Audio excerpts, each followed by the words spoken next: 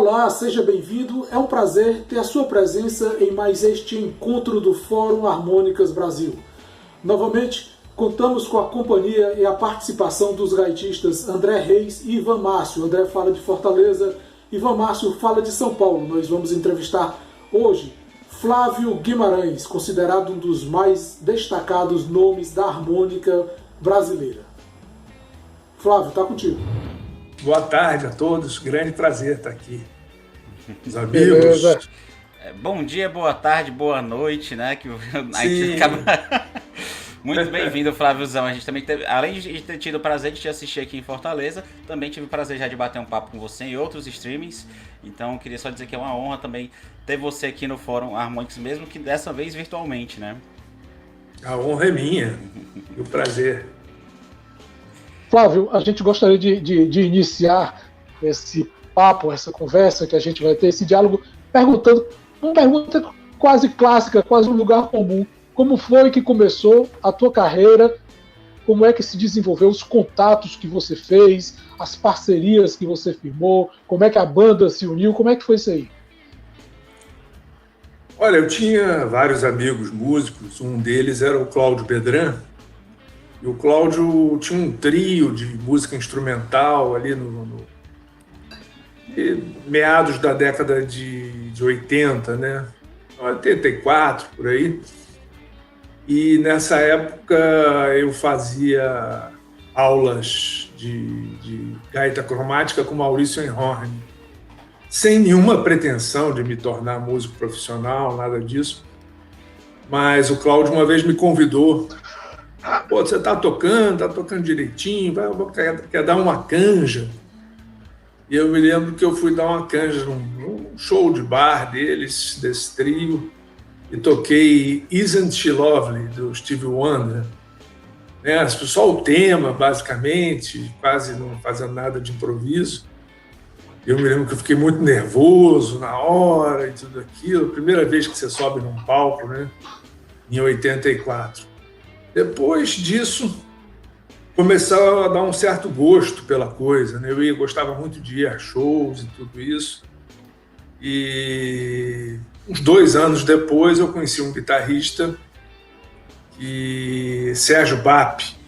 Numa festa a gente tocou uns blues e tal. Eu ainda tocava... A informação de gaita diatônica no Brasil nessa época era muito limitada. Mas eu fazia uns bands, né, que a gente chamava na época de chorada. Fazia um barulho ali e tal. Já tinha uma noção que existia segunda posição e tudo isso. E esse cara falou, pô, tem um amigo meu que tem um estúdio de garagem, vamos levar um som lá. Era o Otávio Rocha. Estava faltando um baixista, eu chamei o Cláudio, aquilo ali foi um embrião do Blues Etílicos, né? A gente começou a ensaiar, levar som ali, e naturalmente alguém marcou, esse guitarrista mesmo marcou um show num bar do Rio de Janeiro que se chamava Viro do Ipiranga. Era um bar que inclusive se apresentavam nomes da música instrumental importantes. O Maurício Einhorn já tinha tocado lá, o Mauro Senise, o Lubambo, o guitarrista, e muita gente, assim, era um lugar que eu já tinha assistido. O Romero Lubambo, e eu já tinha visto vários shows bacanas, então, pô, vamos tocar no Viro do Ipiranga e tal. Arrumaram uma data pra gente, assim, tipo 23 de dezembro, 22 e 23 de dezembro, aquela data que ninguém quer tocar. Essa apresentação aí, o nome não era Blues Etílicos, né, Flaviozão? Não, aí a gente foi para um bar, debateu qual seria o nome da banda e surgiu essa ideia do Blues Etílicos, mas o Sérgio, o guitarrista, foi contra e tal, e como ele que arrumou o show, ele mandou a ficha de divulgação como sendo Banda Experiência, porque ele gostava do Jimi Hendrix, queria homenagear o Experience. Aí eu até falei para ele, poxa, grande nome, Banda Experiência.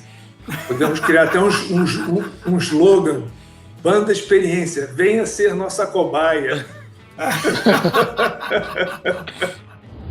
Flávio, uma coisa que você comentou é que quando a primeira vez que você subiu no palco, você não tinha a intenção de se tornar um gaitista, né, se profissionalizar e ainda mais, quem sabe, um dia para ter 30 anos de carreira como você tem hoje. O que você pensava que você ia fazer da sua vida antes disso acontecer, antes dessa guinada da sua vida? Você tinha algum projeto que mudou? Como é que foi isso? Olha, minha família, meu pai especialmente, gostaria muito que eu fosse engenheiro civil, que nem ele. E realmente, assim como meus estudos de matemática, química e física já não eram muito eficazes no segundo grau, a faculdade ficou um pouco inviável para mim, né? Então eu tinha várias ideias na cabeça, assim, várias possibilidades. Eu cheguei a trabalhar como fotógrafo, né?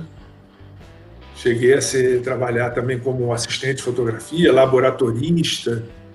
Na época que você pegava o negativo, revelava, ampliava no laboratório e tudo isso. Tinha vários sonhos na cabeça, né? Mas, na verdade, eu acho que naquele final ali de adolescência, próximo dos 20 anos, eu queria o mais rápido possível ganhar algum dinheiro, tentar sair da casa dos meus pais, ter alguma independência, né? E o que aconteceu é que o Blues Etílicos foi convidado para fazer toda sexta e sábado shows num bar ali na Tijuca, no Rio Comprido. E era um salão amplo, cabia umas 80 pessoas. E o cara nunca tinha feito show, então ele falou: vamos dar 100% da bilheteria para vocês. E vocês se viram. E por acaso essa temporada pegou, porque era um estilo de música que muita gente gostava, mas não tinha oportunidade de ver ao vivo, né? Então, se a gente pensar em dias de hoje, um lugar para 100 pessoas, lotando todo fim de semana, bota aí 180 pessoas no fim de semana, pagando R$25, uma coisa dessa, começou a dar um dinheirinho, né? E todo fim de semana. Então, para um cara saindo da adolescência ali, sem trabalho e tudo, que ainda morava com os pais, ou seja, tinha contas pagas e comida em casa, conseguir aquele faturamento, a gente falou: opa, esse negócio até que é divertido. E aí, rapidamente, a gente pintou empresários, produtores de uma loja de disco no Rio, a Satisfaction Discos, e um ano depois disso a gente foi contratado pela gravadora Eldorado, ou seja, estávamos indo de avião para São Paulo. Eldorado tinha uma estrutura muito boa. Para você ver, a gente comia, nossa alimentação em São Paulo era no Esplanada Grill. Esplanada Grill, que você vai gastar hoje em dia R$200 no mínimo para almoçar lá. A gente comia sempre lá, tudo garantido. Podia tomar caipirinha, uísque, no final um licorzinho. Os almoços eram incríveis. Foi aí que consolidou a marca. Foi aí que consolidou a marca Blues Etílicos? Antes disso era só blues, não era nada, depois que virou etílicos dessa aí. A turma toda gostava, né? A gente chegava no Jornada Grill 1h, saía quase às 5h. Ficava, comia sobremesa. Na verdade, vocês viam a transição dos turnos, né, dos garçons, né? Pegava do primeiro garçom ao último, né? Vixe, o Regis saiu, agora o Otávio vai substituir, pessoal. O garçom virava pra gente e falava: gente, foi muito bom tê-los aqui, mas a gente agora vai ter que dar uma faxina para o jantar. Viu, Flávio? Eu gostaria de mostrar aqui, só para o pessoal, e a gente já começar a fazer o link, né, com a pergunta. Flávio, eu tenho aqui o primeiro disco do Blues Etílicos, aliás, com o meu primeiro ingresso do show do Blues Etílicos, isso em 97, né? É lógico que o disco é um pouco anterior a isso, né? Aí depois eu venho com outro clássico, para mim eu digo que é a obra-prima do Blues Etílicos, tá? Na minha opinião, senhoras e senhores, o disco Salamandra, Eu tinha uma camiseta com essa capa, ela derreteu essa camiseta no meu corpo. De tanto que eu gostava. E aí o Flávio acabou, não é saindo, tá certo, gente? Mas resolveu montar o seu trabalho solo com o disco Little Blues. Aliás, é um belíssimo disco, que uma boa parte do disco foi gravado na minha cidade natal, Santo André. Então, Flávio, eu te deixo a seguinte pergunta. Como é que foi essa transição da safra de 63 para o seu trabalho solo? Como é que foi essa transição? Antes do Flávio responder, eu quero só acrescentar mais um CD nessa lista. Eu estou sem o meu CD agora nesse momento, mas tem da Prado e Ivan Márcio com Flávio Guimarães, é isso? Ah, sim. E aliás, esse é o disco que, para mim, é a realização de um sonho. Porque eu, quando tinha 13, 14 anos, eu assistia o Flávio tocando na TV Manchete, por exemplo, né? E aí eu falava assim para minha mãe, falei, mãe, o meu sonho é um dia tocar com esse cara. Era tocar. E, além disso, não só tocar, mas, pô, eu tive a honra de gravar com o Flávio. Então, para mim, foram sonhos realizados. Então, Flávio, fica a pergunta, como é que foi essa sua transição da safra de 63 com a galera do Blues Etíricos, partindo para esse trabalho solo que já tem participações do Sugar Blue, do Paulo Moura, né? Do Paulo Moura, o Grande Frejá. Como é que funcionou esse trabalho, essa transição sua para o trabalho solo, Flávio? A gente costumava se apresentar no Jazz and Blues em Santo André, uma casa noturna. E, puxa vida, até o Buddy Guy deu canja lá, o Larry McRae deu canja, a gente tocou junto com o Larry McRae e tal. E o Fábio Zanetti resolveu entrar nesse ramo de produção fonográfica, né? Criou um selo, pequeno selo, tinha um estúdio, era o Camerati, praticamente em frente ao bar, né? Então, o Fábio me convidou para fazer esse trabalho e eu gostei muito da ideia e pensei, pô, tem que fazer um negócio diferente, eu não vou fazer um negócio na mesma linha do Blues Etíricos, né? Vou fazer um negócio um pouco diferente. Apesar de que eu trouxe o Otávio Rocha, né, do Blues Etíricos para acompanhar, e o disco é meio dividido, uma coisa meio blues rock, por um lado, com o Hugo Perrota no baixo e o Cadu Menezes na bateria, e do outro lado, uma coisa meio jazzística, que eu gostava muito de ouvir jazz. Não, absolutamente não era um músico de jazz, mas tinha essa paixão pelo jazz, então eu chamei o grande Paulo Russo, contrabaixista maravilhoso, o Pedro Strasser, que depois, mais tarde, veio a entrar para o Blues Etíricos, né, o Marco Tomaso no piano, e aí foi uma coisa mais jazzística e tudo. Eu acho que é um disco que, na época, foi um disco muito especial, foi um disco que teve críticas ótimas, teve realmente essas participações especiais, teve Ed Mota cantando Honest I Do, e ficou uma música muito, muito curtida até hoje. É no Little Blues que tem Na Baixa do Sapateiro? Sim, com participação do Rio do Hora. É um disco que ele tem um probleminha de sonoridade. Para mim, assim, ele tem uma sonoridade um pouco datada. Na verdade, teve uns percalços ali, que eu não vou me alongar muito, mas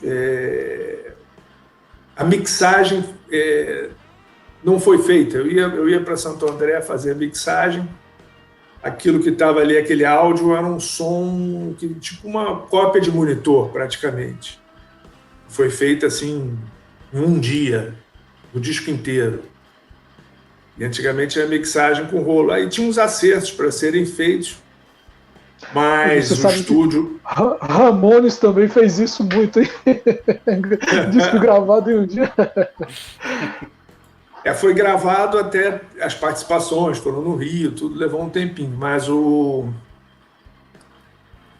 a questão da mixagem, eu iria para Santo André para fazer a mixagem, mas na época os discos eram gravados com umas fitas grandes de rolo, né, multipista, e parece que alguém no estúdio, por engano, foi gravar um grupo de samba e pegou essas fitas do meu disco e gravou em cima. Então, as masters foram para o espaço. Quando eu soube disso, eu fiquei bem chateado, mas não havia mais o que fazer, já tinha sido apagado. Mas aí que tá, a qualidade ficou ótima. Aí que tá. A questão do datado, eu acho que assim, conta a sua história. Conta a males que vem para o bem, né? A males que vem para o bem, porque até hoje muita gente usa o disco Little Blues como referência para estudo, usa como referência para montar um repertório. Eu mesmo, cara, eu sou doido por Hand Jive, adoro Hand Jive, é uma música que eu curto pra caramba. Na Baixa do Sapateiro é uma música que eu adoro. Aliás, a versão de Take 5 que você gravou é ótima, é uma versão que, sabe, eu adoro demais. Então, cara, essa questão do datado, ela realmente mostra a pureza de como foi o processo de gravação. Então isso que você está contando é algo assim muito maluco, cara, porque eu falo, porra, como assim, né? Porque tá muito bom, cara. Quem tem a oportunidade, quem tem a curiosidade, quem acompanha a plataforma, o canal do Flávio Guimarães no YouTube, ele pode verificar agora, por estes dias, o Flávio tocando Felicidade, que é um clássico da bossa nova. E aí, Flávio, como é que é o diálogo do bluseiro, do bluesman, com esses gêneros? E aí a gente já falou aqui da Baixa do Sapateiro, com esses gêneros que são autenticamente brasileiros. Olha, eu sempre gostei de boa música, de uma forma em geral, né? A minha carreira profissional, sem dúvida nenhuma, está mais atrelada ao blues e ao rock, mas enquanto ouvinte de boa música, eu escuto diversos estilos, né? E gosto muito do jazz, né? O jazz brasileiro também, que é a bossa nova. E assim, eu me considero dentro desses estilos, música brasileira, jazz, bossa nova, choro, vamos dizer que eu seja um bom músico amador. Sou um bom amador. E toco como hobby isso, né? Nessa quarentena eu tirei a ferrugem dessas gaitas cromáticas e aproveitei para estudar um pouquinho. A gente vai te contestar aqui. Vamos colocar um textinho de Felicidade para o pessoal ver como é que ficou o resultado, né? Uma coisa bem caseira, mas ficou muito bonito mesmo.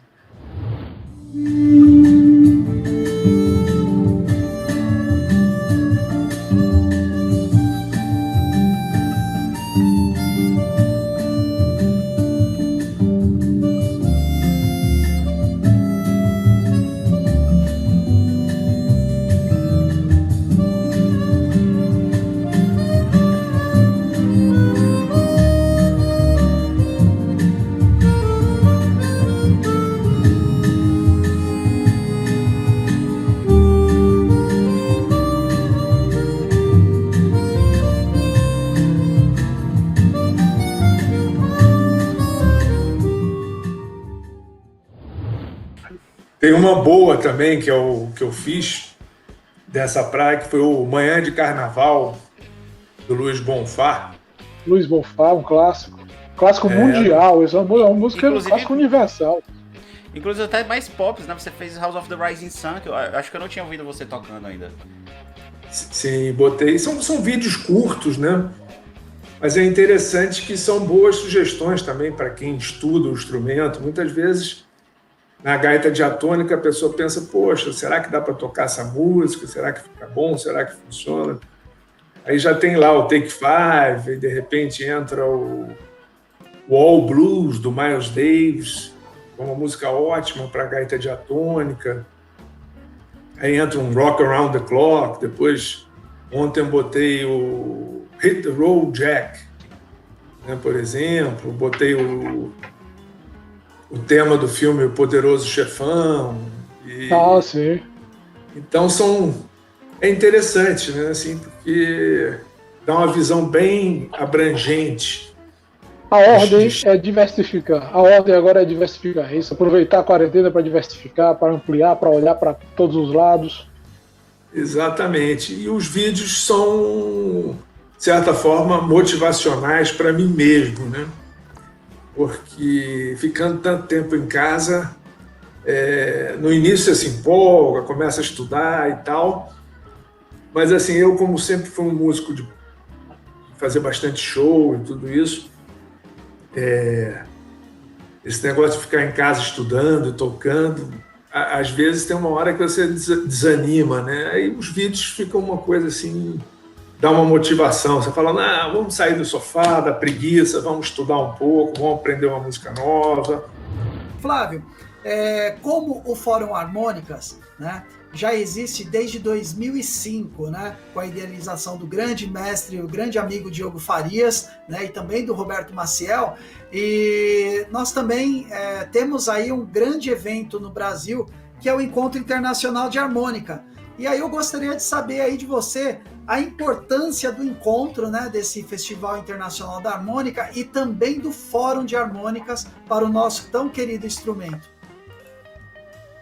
O Fórum de Harmônicas é impressionante também, está com uma longevidade grande e sempre com essa variedade de estilos e muito importante para a cena da harmônica. O Encontro Internacional da Harmônica durou cerca de, acho que foram 13 edições, 13 anos seguidos, né? A gente tinha um apoio muito excepcional do SESC, especialmente da turma do SESC Pompeia, e graças a esse apoio a gente pôde trazer Howard Levy, que é o grande maestro da diatônica no jazz, trouxemos Mark Hamill, Rick Astrin, Joey Felisco, Mitch Cashmore, Steve Geiger, R.J. Michaud, Johnny Sanson, Mason Casey, Hulk Herrera e tantos outros gaitistas, os Gary Smith, né? O Steve Geiger. Então, isso foi muito bom, porque esses americanos foram trazendo para a gente também influências e ensinamentos, né? Eu aprendi muito, o Ivan aprendeu muito, o pessoal de São Paulo que convivia, né? Little Will, Márcio Ábido, esses caras que iam todo ano, a gente tinha sempre o apoio do Chico Blues também, e lotava, sempre lotou o Sesc Pompeia. O que aconteceu ali que as pessoas que eu lidei durante aquela mais de uma década, elas foram se aposentando, né? Eram pessoas da minha geração, um pouquinho mais velhas que eu, eles foram se aposentando e teve uma época que houve uma troca na parte cultural, de programadores e tal, e veio uma geração que estava ali com seus 25 anos de idade, e eu lidava com pessoas que estavam com 50, 55. E o que mudou foi que, em determinado momento, tinha uma turma que ainda conhecia o festival, que tinha uma ligação, que gostava do evento, mas esse pessoal foi transferido para a central do SESC, e aí entrou uma galera nova, realmente nunca tinha visto o festival, e dessa galera nova eu fui numa reunião, e o cara que era responsável pela programação, não lembro mais o nome, ele me perguntou assim, o que é harmônica mesmo? Quando ele perguntou o que é harmônica mesmo, eu senti que eu estava em apuros. É a flautinha, e a partir dali ele resolveu que não ia mais fazer o festival. Quando eu expliquei para ele que era gaita de boca, mas ele falou assim, mas um festival só para gaita, isso não faz sentido. Eu falei, não, é um festival de música que o protagonista de cada show são bandas completas, com cantores, com tudo isso, e também tem a gaita. Mas ele achou que aquilo não tinha muita relevância para o Sesc Pompeia e tesourou. Você, em 95, fez um CD de um gaitista no Brasil. Para mim, isso é surpreendente. Eu acho que a gaita ela tem esse poder de surpreender. Inclusive, como exemplo, a gente tem Joke do Little Walter, que foi a primeira música instrumental da história a ficar no topo do Billboard. Né? Então, assim, a gente não dá para saber muito o que pode acontecer. A gente sempre espera que tenha pessoas como você, como o Ivan, e grandes músicos que a gente tem aqui no Brasil para estar surpreendendo. Mas uma coisa que eu fico muito curioso é para um grande músico como você, que fazia muitos shows, né, tinha esse contato principalmente nos shows com o público, que agora está tendo contato através da internet. Como é que está sendo essa diferença para você nesse contato? É mais frio ou você está tendo mais interação por ser mais acessível? O que é que muda para você na relação com o público? É um outro tipo de relação, né? Claro que a internet permite que você fale com diferentes cidades, estados e países. Né? Isso é um negócio muito interessante que veio para ficar. É muito bacana saber que tem gente que já segue meu vídeo da Europa, dos Estados Unidos. Né? Começo a receber solicitação de amizade de pessoas que eu não sei nem de onde são, porque árabes, indianos, japoneses, chineses. Isso é um lance muito legal da internet. Né? Agora, assim, como espectador, eu sinto falta de assistir um show vivo. Eu acho que a massa sonora, aquele ambiente do teatro, ou do festival, da arena, ou até mesmo da casa noturna, esses ambientes onde as pessoas saem de casa para curtir, ouvir, para participar, aquele calor humano da plateia, isso é muito importante. Nós todos sentimos muita falta, né? Porque eu tenho certeza que os meus melhores momentos de emoção e, ao mesmo tempo, os melhores momentos musicais que eu tive foram em shows, né? Porque a plateia ela te dá um calor, uma empolgação, e você se sente motivado a tocar melhor e tudo isso. Isso a gente tem sentido muita falta esse ano, né?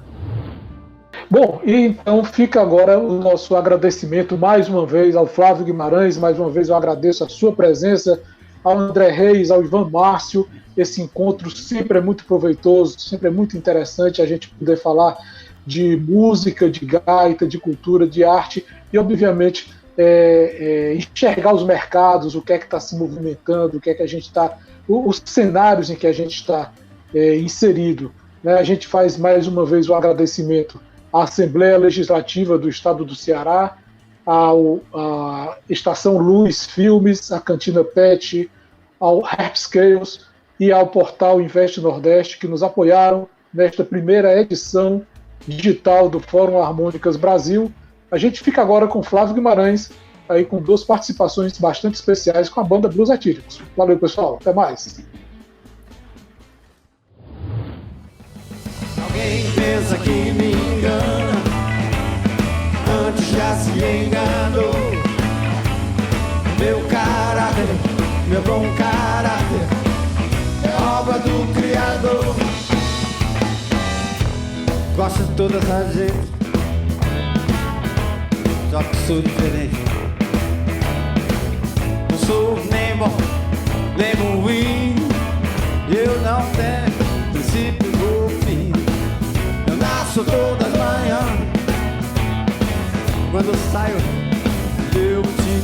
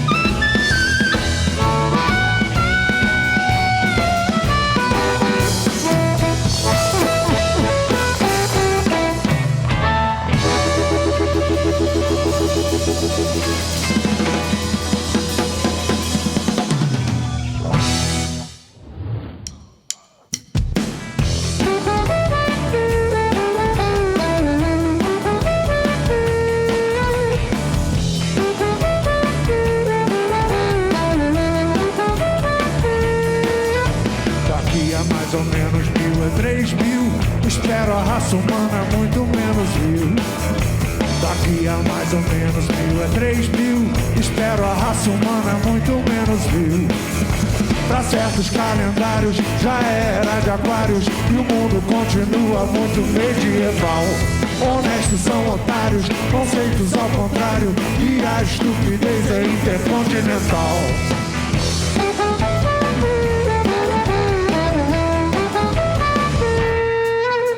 Daqui a mais ou menos 1000 é 3000. Espero a raça humana muito menos vil. Daqui a mais ou menos 1000 é 3000. Espero a raça humana muito menos vil. Pra certos calendários já era de aquários e o mundo continua muito medieval. Honestos são otários, conceitos ao contrário, e a estupidez é intercontinental.